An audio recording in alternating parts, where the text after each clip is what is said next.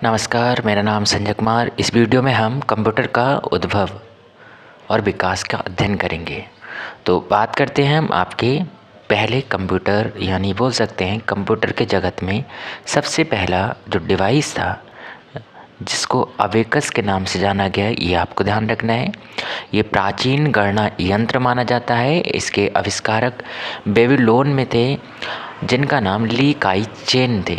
ये आपको ध्यान रखना है। 16वीं शताब्दी का पहला प्राचीन गणना यंत्र अगर कोई माना जाता है तो वो है अबेकस। इसको संसार का प्रथम गणक यंत्र भी कहा जाता है। ये भी बातें थोड़ी सी आपको ध्यान रखनी है। इसी के साथ साथ हम बात करेंगे आपके दूसरे महत्वपूर्ण गणना यंत्र की, जिसको हम पास्कल के नाम से जानेंगे या पास्कल के नाम से आप जानते हैं। यह आपको ध्यान रखना है। जैसे कि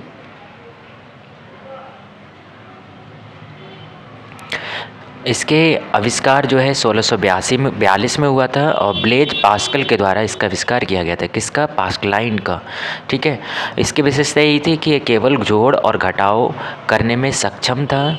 इसके साथ साथ आपको क्या ध्यान रखना है, इसमें अन्य दूसरी महत्वपूर्ण बात जो ध्यान रखनी है वो आपको ध्यान रखनी है कि इसका उपनाम यह है कि इसे एडिंग मशीन भी कहा जाता है। तो एडिंग मशीन किसको कहा गया? पास्कलाइन को। जिसकी खोज किसने की, यह भी आपको ध्यान रखना है, ब्लेज पास्कल ने की और ये एडिंग मशीन के रूप में जाना गया और प्रथम यांत्रिक गणना मशीन भी कहा जाता है इसे। ये भी आपको ध्यान रखना है। इसके साथ साथ हम बात करते हैं दूसरे महत्वपूर्ण मतलब तीसरा जो महत्वपूर्ण है यंत्र उसकी, यानी डिफरेंस इंजन और आपको ध्यान रखना है एनालिटिकल इंजन। इन दोनों का आविष्कार है चार्ल्स बेबेज के द्वारा किया गया था, जो कि ब्रिटेन वासी थे। और आपको ध्यान रखना है वर्ष 1822 में इसका आविष्कार किया जाता है। वहीं ध्यान रखना है 1842 में चार्ल्स बेबेज ने एक स्वचालित एनालिटिकल इंजन बनाया था। कब बनाया था? 1842 में।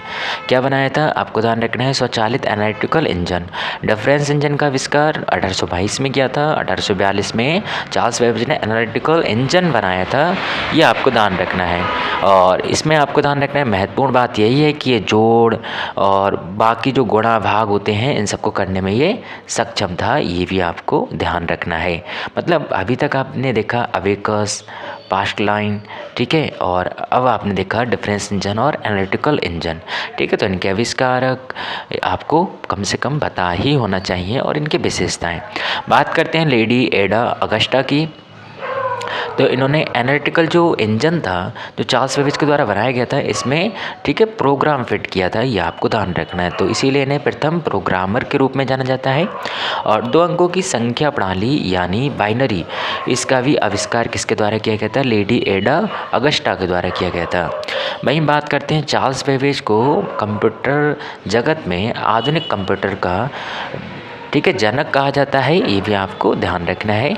इसके साथ साथ हम बात करते हैं दूसरे महत्वपूर्ण पॉइंट की, जिसे हम बोलते हैं सेंसस टेबुलेटर। सेंसस, जैसा कि आप जानते हैं, सेंसस का मतलब है जनसंख्या से। तो यानी सेंसस टेबुलेटर क्यों कहा गया? इसका आविष्कार 1892 में हरमन होलेरिथ के द्वारा किया गया था। 1890 में किसके द्वारा किया गया था? हरमन होलेरिथ के द्वारा। किसका? सेंसस टेबुलेटर का आविष्कार किया गया था। इसे पंचकार्ड, मतलब जो आपको ध्यान रखना है, हरमन होलेरिथ को पंचकार्ड के आविष्कारक के रूप में भी जाना जाता है। ये विद्युत चालित यंत्र था सेंसस टेबुलेटर। इसका प्रयोग अमेरिका ने सबसे पहले जनगणना में किया था। यह आपको ध्यान रखना है। तो जनगणना में आपको ध्यान रखना है किस यंत्र का प्रयोग अमेरिका ने किया था, तो वो था सेंसस टेबुलेटर। ठीक है। पंचकार्ड के आविष्कारक भी कौन थे? हरमन होलेरिथ थे और सेंसस टेबुलेटर के भी आविष्कारक भी थे। वर्ष 1890 में इसका आविष्कार किया जाता है और ये विद्युत चालित यंत्र होता है। ये भी आपको ध्यान रखना है, यानी इलेक्ट्रिसिटी से चलने वाला यंत्र था। बात करते हैं हम आपके मार्क IBM की। IBM की आपको फुल फॉर्म पता होना चाहिए, इंटरनेशनल बिजनेस मशीन। तो इंटरनेशनल बिजनेस मशीन किसको कहा जाता है? आपको ध्यान रखना है IBM को कहा जाता है। तो इसका पूरा नाम है मार्क IBM। तो आपको ध्यान रखना है किसने इसकी खोज की थी, हार्वर्ड आइकेन के द्वारा इसकी खोज की गई थी। किसकी खोज की गई थी, मार्क IBM की, ठीक है, या इसका निर्माण किया गया था।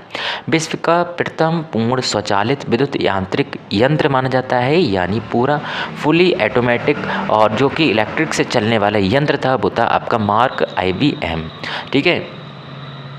इसके साथ साथ आपको ध्यान रखना है ये गणना करने में सक्षम था। अभी तक जितने भी यंत्र पढ़ेंगे सब गणना करने में सक्षम है। गणना का मतलब सोच विचार करने में, आपकी समस्याओं को हल करने में, ठीक है, आसानी होती थी, ये आपको ध्यान रखना है।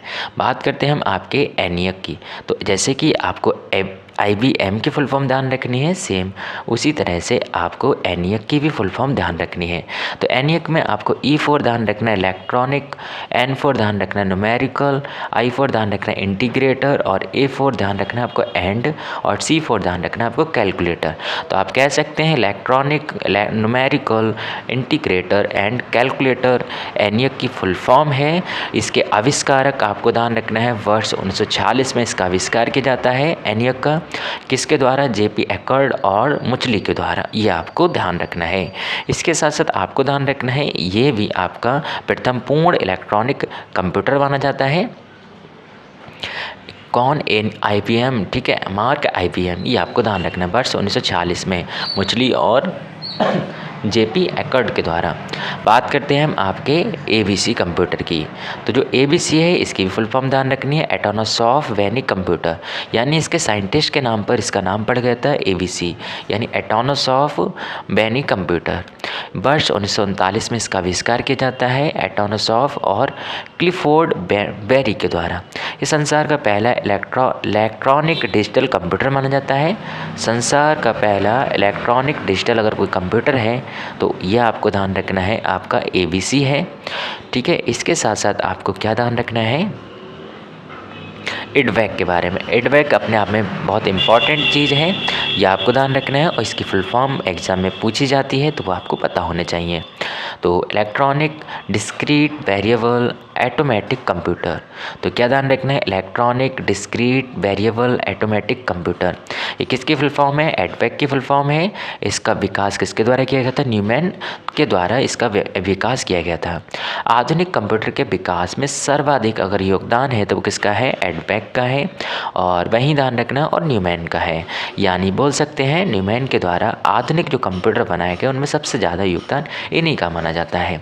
डाटा और अनुदेश दोनों को बाइनरी प्रणाली में संग्रहित करने का श्रेय भी किसको दिया जाता है, न्यूमैन को दिया जाता है, ये आपको ध्यान रखना है। डाटा और जो भी हम इंस्ट्रक्शन देते हैं उनको बाइनरी प्रणाली में संग्रहित करने का कार्य कौन करते हैं, न्यूमैन द्वारा कर जाता है, ये आपको ध्यान रखना है। तो कंप्यूटर जगत में सबसे ज़्यादा योगदान आपके न्यूमैन को माना जाता है। यूनिवैक की अगर बात करें तो यूनिवैक में आपको ध्यान रखना है UNI से आपको ध्यान रखना है यूनिवर्सल, B से ध्यान रखना है आपको, ठीक है, आपको ध्यान रखना है यूनिवर्सल, A से ध्यान रखना है आपको ऑटोमेटिक और C से ध्यान रखना है कंप्यूटर। तो यूनिवैक भी अपने आप में फुल फॉर्म है यूनिवर्सल ऑटोमेटिक कंप्यूटर। तो प्रथम कंप्यूटर जिसका उपयोग व्यापारिक और सामान्य कार्यों में हुआ था तो वो था आपका यूनिवैक। यानी बोल सकते हैं कॉमर्शियल काम के लिए अगर कोई कंप्यूटर खोला गया था तो वो था आपका यूनिवैक कंप्यूटर। इसके साथ साथ आपको ध्यान रखना यूनिवैक प्रथम व्यापारिक कंप्यूटर था, 1954 में इसको लॉन्च किया गया था। और आपको ध्यान रखना है किस कंपनी ने इसको अडॉप्ट किया था, तो GEC यानी आपको ध्यान रखना है जनरल इलेक्ट्रॉनिक कॉरपोरेशन के द्वारा इसको प्रयोग किया गया था। वहीं बात करते हैं हम आपके माइक्रो प्रोसेसर की। तो माइक्रो प्रोसेसर आपको ध्यान रखना है सबसे पहला माइक्रो प्रोसेसर कौन सा बना था, आपको ध्यान रखना है इंटेल का बना था, इंटेल, ठीक है। इसके साथ साथ आपको ध्यान रखना है इंटेल 4004 ये पहला माइक्रो प्रोसेसर माना जाता है और वर्ष 1970 में लॉन्च किया गया था इंटेल कंपनी के द्वारा।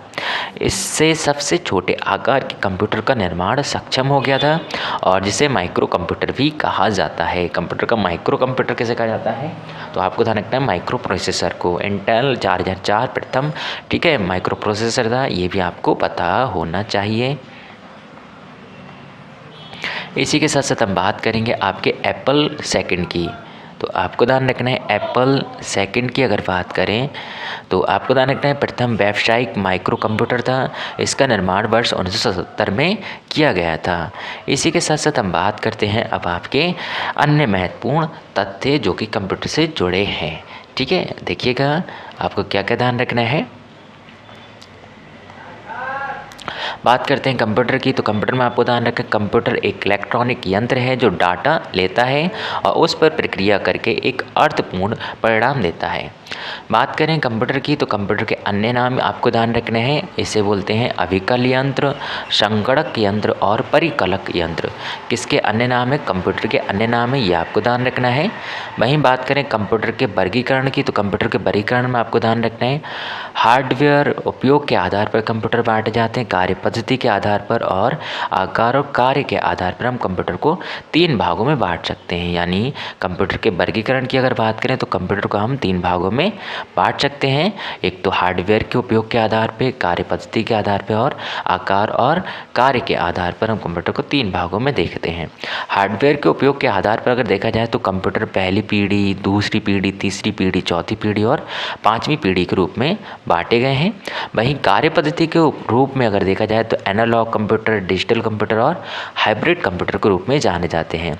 आकार और कार्य के आधार पर अगर देखा जाए तो हम main frame computer, mini computer, micro computer और सुपर कंप्यूटर के रूप में जानते हैं कंप्यूटरों को।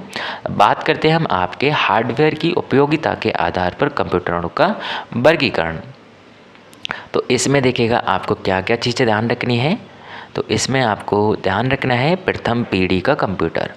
तो प्रथम पीढ़ी का कंप्यूटर की अगर बात करें तो आपको ध्यान रखना है, एक तो इसका समय ध्यान रखना है। समय 1940 से 1956 तक कौन सी पीढ़ी के कंप्यूटर का समय माना जाता है? तो आपको ध्यान रखना है ये आपके प्रथम पीढ़ी के जो कंप्यूटर थे उनका टाइम पीरियड 1940 से लेकर 1956 तक माना जाता है। प्रयोग अगर बात करें तो इनमें सबसे पहले किसका प्रयोग किया गया था? वैक्यूम ट्यूब का प्रयोग किया गया था। तो पूछा जाता है कि वैक्यूम ट्यूब कौन सी पीढ़ी से जुड़े हुए कंप्यूटर हैं जिसमें वैक्यूम ट्यूब का उपयोग किया गया था? तो आपको ध्यान रखना प्रथम पीढ़ी के जो कंप्यूटर संचालित किए गए थे उनमें वैक्यूम ट्यूब का इस्तेमाल किया जाता था। वहीं भाषा के रूप में आपको ध्यान रखना है मशीनी भाषा का यूज करा जाता था। मेमोरी इनमें अगर ध्यान रखें तो चुंबकीय टेप और पंच कार्ड का उपयोग किया जाता था। तो पंच कार्ड आपको बताना है कि पंच कार्ड के आविष्कारक किसको माना जाता है। इसी के साथ साथ आपको क्या ध्यान रखना है, बात करें उदाहरण की, तो उदाहरण में आपको ध्यान रखना है जैसे कि एनियक जो है कंप्यूटर ये प्रथम पीढ़ी का है, एडसैक, एडवैक, यूनिवैक द्वितीय, IBM 701, IBM 650, मार्क 2, मार्क 3 और बरोज, ठीक है, आपको 2202।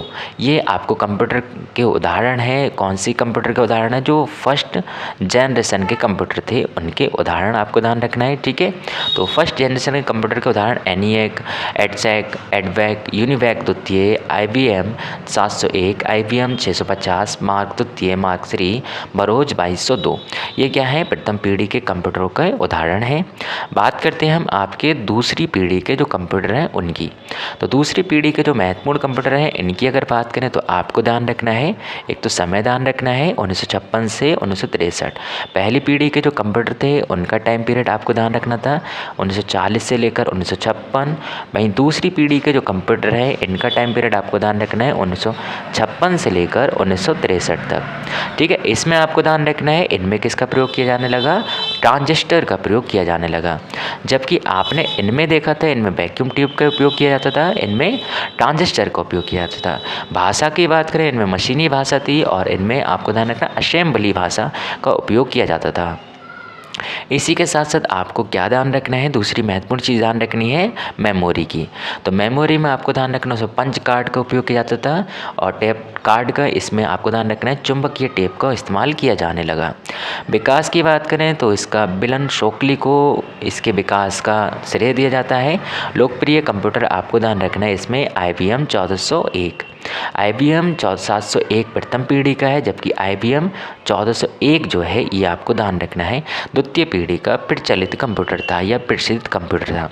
उदाहरण की अगर बात करें तो आपको उदाहरण में देखिएगा ध्यान रखना है, उदाहरण में ध्यान रखना है IBM 1602, IBM 7094, CDS 3600, RCA 501, UNIVAC 1107। ये किसके उदाहरण हैं? द्वितीय पीढ़ी के जो कंप्यूटर थे उनके उदाहरण है, ये आपको ध्यान रखना है। इसी के साथ साथ अब हम बात करते हैं 1940 से 1956 प्रथम पीढ़ी, 1963 से आपको ध्यान, ठीक है, आपको ध्यान रखना है कि वहीं 1956 से 1963 तक दूसरी पीढ़ी और 1963 से 1971 तक आपको ध्यान रखना है पहली पीढ़ी, दूसरी पीढ़ी और तीसरी पीढ़ी। फिर ध्यान रखना है चौथी पीढ़ी 1971 से 1989 तक चौथी पीढ़ी के कंप्यूटरों को रखा जाता है।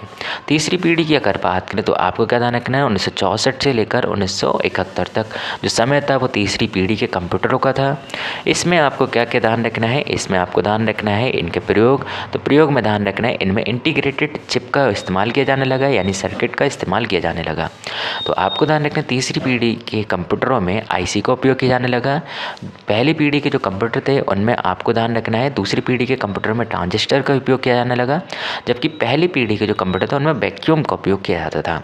तीसरी पीढ़ी में आपको ध्यान रखना है IC का उपयोग होने लगा। भाषा में बात करें तो हाई लेवल प्रोग्रामिंग लैंग्वेज का इस्तेमाल किया जाने लगा, जबकि आपने देखा सबसे पहले वाले में मशीनी लैंग्वेज का, दूसरी वाले में आपने क्या देखा था, दूसरी वाली में आपने देखा था इसमें हम किस भाषा का उपयोग करने लगे, असेंबली भाषा का। जबकि तीसरी वाले जो तीसरी पीढ़ी के जो कंप्यूटर होते हैं इनमें किस भाषा का उपयोग किया जाने लगा, HLL हाई लेवल, ठीक है, आपको ध्यान रखना प्रोग्रामिंग का इस्तेमाल किया जाने लगा, पास्कल और बेसिक, ठीक है, जो भाषाएं थी उनका इस्तेमाल किया जाता था। मेमोरी में बात करें तो चुंबकीय डिस्क का इस्तेमाल किया जाता था मेमोरी के रूप में। इसके साथ साथ आपको क्या ध्यान रखना है इसके साथ साथ आपको देखिएगा ध्यान रखना है विशेषता की, तो मल्टी प्रोग्रामिंग और मल्टी प्रोसेसिंग संभव हो गया था इन कंप्यूटर के माध्यम से। उदाहरण के रूप में अगर बात करें तो आपको क्या ध्यान रखना, उदाहरण के रूप में ये ध्यान रखना है जैसे कि IBM 360, IBM 370 और ICL 1900, बैरोज 5700 और आपको ध्यान रखना 6700, 7700, CDC 3000 से 6000 तक, यूनिवैक 9000, हैनीवेल 6000। ये सब किसके उदाहरण हैं? तो आपको ध्यान रखना है तीसरी पीढ़ी के जो कंप्यूटर हैं उनके उदाहरण माने जाते हैं। इसके साथ साथ आपको ध्यान रखना है चौथी पीढ़ी के कंप्यूटरों की। तो देखिएगा चौथी पीढ़ी के जो कंप्यूटर हैं उनमें आपको क्या ध्यान रखना है, चौथी पीढ़ी के कंप्यूटर में आपको ध्यान रखना है तो टाइम पीरियड, तो इनका टाइम पीरियड आपको ध्यान रखना है 1971 से 1989 तक आपको ध्यान रखना है इनका टाइम पीरियड माना जाता है। वहीं आपको अन्य महत्वपूर्ण चीज़ जो ध्यान रखनी है वो है प्रयोग की बात करें तो IC की VLSI यानी बट आपको ध्यान रखना है वेरी लार्ज, ठीक है, स्केल इंटीग्रेशन तकनीक का इस्तेमाल किया जाने लगा। IC का ही एक तरह का बोल सकते हैं मॉडरेट रूप हुआ करता था। भाषा की बात करें तो हाई लेवल भाषा का प्रयोग किया जाने लगा, इसमें C भाषा जैसी भाषाओं का उपयोग किया जाने लगा। एक सिलिकॉन चिप पर सभी एकीकृत परिपथ माइक्रो प्रोसेसर आपको ध्यान रखना है इनका इस्तेमाल किया जाने लगा। विकास के रूप में ध्यान रखना 1971 और MI हॉफ, ठीक है, इसका उपयोग किया जाता था। वहीं बात करें पर्सनल कंप्यूटर, तो पर्सनल कंप्यूटर कहा गया था चौथी पीढ़ी के जो कंप्यूटर थे 1981 में बनाया गया था, IBM के द्वारा बनाया गया था। इंटरनेशनल बिजनेस मशीन जो कंपनी थी इसके द्वारा बनाया गया था।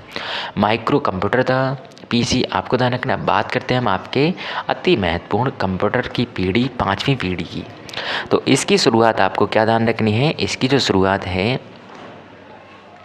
वो आपको ध्यान रखनी है वर्ष 1989 मानी जाती है। इसमें चिप का इस्तेमाल किया जाने लगा, आपको ध्यान अल्ट्रा लार्ज स्केल इंटीग्रेशन का इस्तेमाल किया जाने लगा। वहीं हाई लेवल भाषा C का उपयोग किया जाने लगा। मेमोरी में ध्यान रखना है मैग्नेटिक डबल मेमोरी का इसमें इस्तेमाल किया जाने लगा। इसके साथ साथ आपको ध्यान रखना है आकार और कार्यक्षमता के आधार पर हम कंप्यूटर को हमने देखा था, ठीक है, कई भागों में बांट सकते हैं। तो कंप्यूटर को आपको ध्यान रखना आकार और भाषा के आधार पे, आकार और कार्यक्षमता के आधार पे। तो super computer, main frame computer, इसके साथ साथ आपको ध्यान रखना है मिनी कंप्यूटर और माइक्रो कंप्यूटर। ये सब किसके उदाहरण हैं? आकार और कार्य क्षमता के आधार पर कंप्यूटर के प्रकार हैं, ये भी आपको ध्यान रखना है। इसमें देखिएगा, बात करते हैं हम आपके कंप्यूटर जिनकी कार्य करने की क्षमता 500 मेगाफ्लक्स से अधिक हो सुपर कंप्यूटर कहलाता है। तो सुपर कंप्यूटर की परिभाषा सिंपल से हमें क्या ध्यान रखनी है? सुपर कंप्यूटर हम उन्हीं कंप्यूटर को कहेंगे जो 500 मेगापिक्सल से, आपको ध्यान रखना है, ठीक है, 500 मेगापिक्सल से अधिक कार्य करने की क्षमता जिनकी होगी उन्हें हम सुपर कंप्यूटर के नाम से जानेंगे, ये आपको ध्यान रखना है। इसके साथ साथ आपको क्या ध्यान रखना है, इसमें सबसे तेज़ और बड़े आकार के कंप्यूटर होते थे। सर्वाधिक उपयोग वैज्ञानिक और इंजीनियरिंग में इनका उपयोग किया जाता है। विश्व का पहला सुपर कंप्यूटर आपको ध्यान रखना है CDC 6600 है। 1964 में इसका आविष्कार किया गया था कंट्रोल डाटा कॉरपोरेशन के द्वारा। इसके साथ साथ आपको ध्यान रखना है अन्य महत्वपूर्ण चीज़ों में अगर ध्यान रखना है तो आपको ध्यान रखना है विश्व का पहला सफल सुपर कंप्यूटर आपको ध्यान के माना जाता है और 1979 में इसका आविष्कार किया था, पहला सुपर कंप्यूटर माना जाता है। ठीक है, तो ये आपको ध्यान रखना। विश्व का पहला CDC 6600 विश्व का पहला सफल सुपर कंप्यूटर के माना जाता है, पहला सुपर कंप्यूटर, यह आपको ध्यान रखना है। इसी के साथ साथ समिट की अगर बात करें तो विश्व का नवीनतम सुपर कंप्यूटर कौन सा है? समिट है, यह आपको ध्यान रखना है। ये भी IBM कंपनी के द्वारा बनाया गया था, लॉन्च किया गया था जून 2018 में। तो कब किया गया था? जून 2018 में लॉन्च किया गया था समिट नामक का सुपर कंप्यूटर। ऑरोरा अगर आपको ध्यान रखना है तो ऑरोरा भी आपको ध्यान रखना है एक तरह का सुपर कंप्यूटर है। ये अगला सुपर कंप्यूटर था जो समिट के बाद बनाया गया था, अमेरिका के द्वारा इसको भी बनाया गया था। बात करते हैं परम 8000 की। तो परम 8000 की अगर बात करें तो भारत का पहला सुपर कंप्यूटर माना जाता है। 1991 में इसका आविष्कार किया गया था, CDEC के द्वारा इसका इस्तेमाल किया गया था। ठीक है, यह आविष्कार किया गया था, यह आपको ध्यान रखना है किसके द्वारा? CDEC के द्वारा। कब? आपको ध्यान रखना है इसका आविष्कार 1991 में किया गया था। Centre for development and advance computing, ठीक है, ये इसकी फुल फॉर्म ध्यान रखनी। CDEC की मुख्यालय पुणे में है। परम सीरीज के कंप्यूटर आपको ध्यान रखना है, फिर इनकी सीरीज़ शुरू हो गई।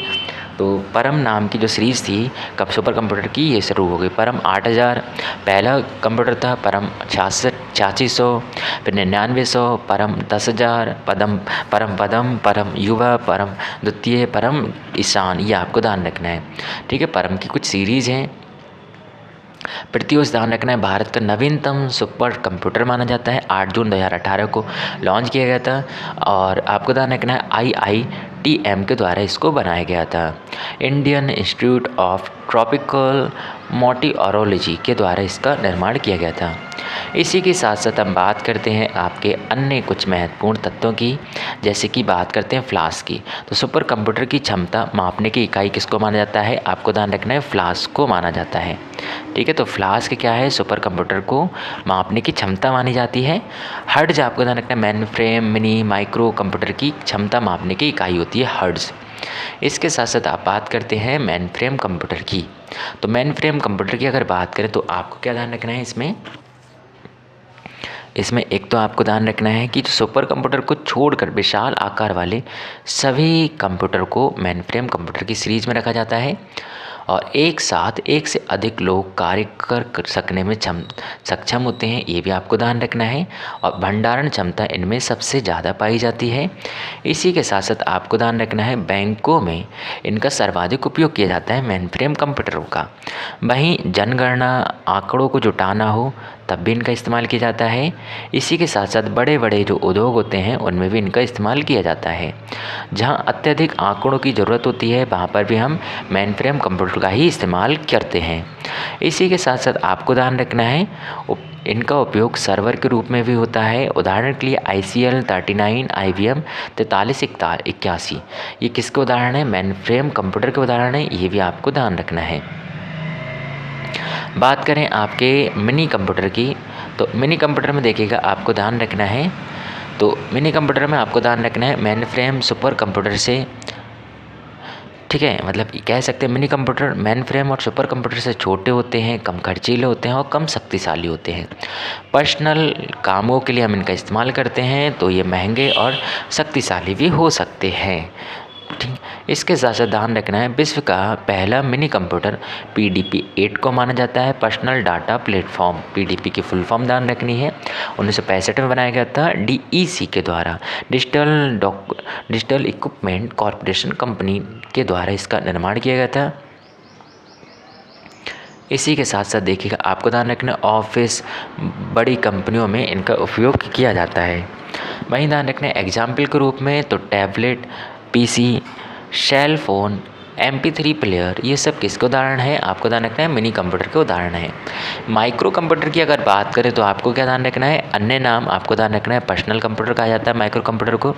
इनमें माइक्रो प्रोसेसर विद्यमान होते हैं, एक छोटा अंकीय संगणक माना जाता है इन्हें, और इसके साथ साथ आपको ध्यान रखना है मल्टीटास्क पर आधारित होते हैं। मल्टीटास्क का मतलब एक ही समय में आप बहुत सारे काम इन पर कर सकते हैं, एक समय में एक ही व्यक्ति के द्वारा उपयोग किया जाता है। इसके साथ साथ ध्यान रखना है आपको विकास इनका 1970 में शुरू हुआ था। प्रथम माइक्रो प्रोसेसर पर आधारित माइक्रो कंप्यूटर आपको ध्यान रखना है अल्टेयर 8800 है, और विश्व का पहला माइक्रो कंप्यूटर आपको ध्यान रखना है MITS कंपनी ने इसका निर्माण किया था। वहीं प्रोसेसर की अगर बात करें तो आपको ध्यान रखना है इंटेल 4004, ये भी आपको ध्यान रखना है प्रोसेसर, ठीक है, इस्तेमाल किया गया था प्रथम माइक्रो प्रोसेसर आधारित माइक्रो कंप्यूटर अल्टार में। भारत का पहला माइक्रो कंप्यूटर कौन सा है? तो ये आपको ध्यान रखना है सिद्धार्थ भारत का पहला माइक्रो कंप्यूटर माना जाता है। बार्क कंपनी के द्वारा इसका निर्माण किया गया था, यह आपको ध्यान रखना है, और मुंबई के द्वारा।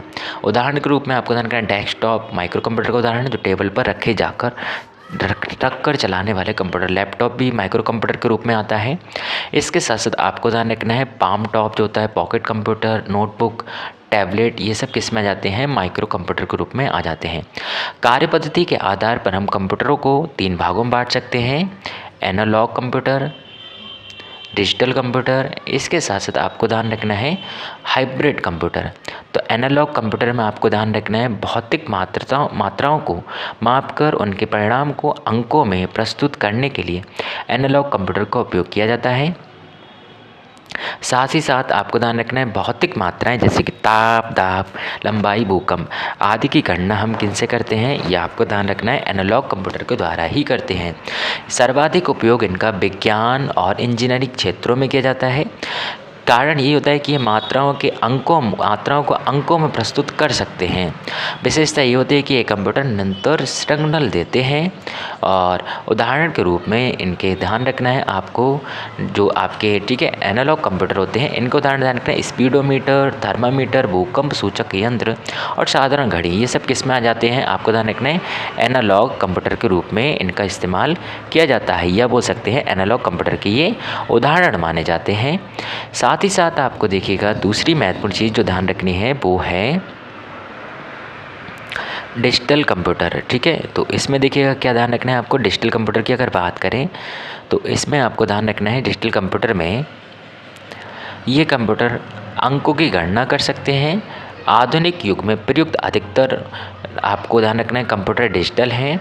कंप्यूटर की श्रेणी में ही ये आते हैं। ये कंप्यूटर अंकों की गणना कर सकते हैं। ये इनपुट किए गए डेटा एवं प्रोग्राम को बाइनरी यानी 0 और 1 में परिवर्तित करके इन्हें इलेक्ट्रॉनिक रूप में प्रयुक्त करते हैं, यानी बाइनरी पद्धति के रूप में इनका इस्तेमाल करते हैं डिजिटल कंप्यूटर। उदाहरण के लिए डेस्कटॉप और लैपटॉप जो हैं वो किस में आ जाते हैं? डिजिटल कंप्यूटर के रूप में आ जाते हैं। हाइब्रिड अगर कंप्यूटर की बात करें तो आपको ध्यान रखना है हाइब्रिड कंप्यूटर उन कंप्यूटरों को हम कहते हैं जिनमें एनालॉग और डिजिटल दोनों ही प्रकार के कंप्यूटरों का गुण होता है, उन्हें हाइब्रिड कंप्यूटर कहते हैं। अर्थात एनालॉग तथा डिजिटल के मिश्रित रूप को हाइब्रिड कंप्यूटर कहा जाता है। उदाहरण के लिए हम कह सकते हैं ये भौतिक मात्राओं को अंकों में परिवर्तित करके उसे डिजिटल रूप में ले आते हैं। उपयोग में आपको ध्यान रखना है सर्वाधिक चिकित्सा के क्षेत्र में इनका उपयोग किया जाता है। किसका? हाइब्रिड कंप्यूटर का। जैसे कि ECG जो मशीन होती है ये क्या है? एक तरह का हाइब्रिड कंप्यूटर का उदाहरण है। ICU में जो मशीनें होती हैं वो भी आपको ध्यान रखना है हाइब्रिड कंप्यूटर का उदाहरण होते हैं। इसके साथ साथ आपको ध्यान रखना है अन्य क्षेत्रों में रडार सोनार में इनका उपयोग किया जाता है। पेट्रोल पंप में भी हम पेट्रोल मापन और रुपए की गणना करने के लिए भी हम किसका इस्तेमाल करते हैं? आपको ध्यान रखना है हाइब्रिड कंप्यूटर का इस्तेमाल करते हैं। कार्य पद्धति की अगर बात करें तो संतत और असंतत संकेत दोनों प्रकार के संकेतों के माध्यम से काम करते हैं। एनालॉग और डिजिटल दोनों का मिक्सअप होता है, यानी दोनों की विशेषताएं ये प्रदर्शित करते हैं। बात करते हैं हम अब आपके कंप्यूटर शब्द। कंप्यूटर शब्द की उत्पत्ति की बात करें तो कंप्यूट नामक शब्द से हुआ है, जो कि लैटिन भाषा का शब्द है जिसका अर्थ है गणना करना। बात करें हम आपके परिभाषा की तो कंप्यूटर हम किसे कह सकते हैं? कंप्यूटर एक इलेक्ट्रॉनिक डिवाइस होती है जो हमारे द्वारा किए गए डाटा को प्रोसेसिंग कर हमें एक अर्थपूर्ण परिणाम देता है। डाटा क्या होता है? तत्वों और आंकड़ों का जो समूह होता है उसे हम डाटा कहते हैं। तत्वों यानी इसमें संख्यात्मक हो सकते हैं, चिन्हात्मक संख्याएं हो सकती हैं, ठीक है, 0 से 9 तक, पता, पैन नंबर, ठीक है, जो मैथमेटिकल साइन होते हैं ये सब डाटा के अंतर्गत हम रख सकते हैं। इसके साथ साथ प्रोसेसिंग क्या होता है? तो डेटा पर की जाने वाली प्रक्रियाएं जिससे सूचना प्राप्त होती है उसे हम प्रोसेसिंग कहते हैं। बात करें हम आपके कंप्यूटर एक इलेक्ट्रॉनिक डिवाइस है जो गणितीय एवं तार्किक दोनों प्रकार की गणनाएं करने में सक्षम होता है, यह आपको ध्यान रखना है। कंप्यूटर एक ऐसा उपकरण है जो दिए गए आंकड़ों को सूचना में परिवर्तित भी कर सकता है। ये सब क्या है? कंप्यूटर की विशेषताएं हैं। कंप्यूटर को हम अन्य किन नामों से जानते हैं तो यह आपको ध्यान रखना है। संगणक कहा जाता है कंप्यूटर को ही अभिकलक यंत्र भी कहा जाता है और परिकलक यंत्र भी कंप्यूटर को ही जाना जाता है, यह आपको ध्यान रखनी है कुछ चीज़ें।